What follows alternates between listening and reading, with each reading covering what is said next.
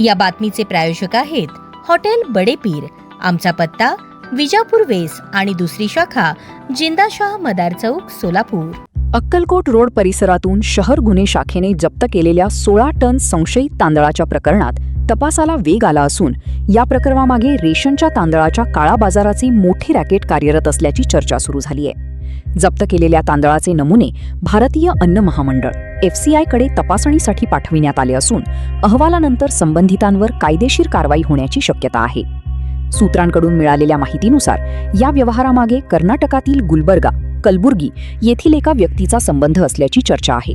तसेच हा तांदूळ चिंचोली MIDC परिसरातील काही राईस मिल्समध्ये पॉलिशसाठी नेण्यात येत असल्याचाही संशय व्यक्त केला जात आहे.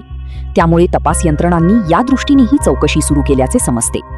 दरम्यान या प्रकरणाशी संबंधित असल्याचे सांगणाऱ्या एका कथित रेशन माफियाने आम्ही सर्व माल कायदेशीर प्रक्रियेनुसारच आणत आहोत, आम्हाला कुणीही अडवू शकत नाही, अशी भूमिका घेतल्याची माहिती समोर आली आहे.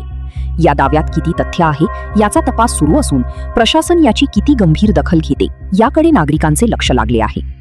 FCIचा अहवाल आल्यानंतर जप्त तांदूळ रेशनचा असल्याचे स्पष्ट झाल्यास संबंधितांवर कठोर कारवाई होण्याची शक्यता असून या प्रकरणातून रेशनच्या तांदळाच्या काळा बाजारामागील संपूर्ण साखळी उघडकीस येणार का याबाबत उत्सुकता निर्माण झाली आहे.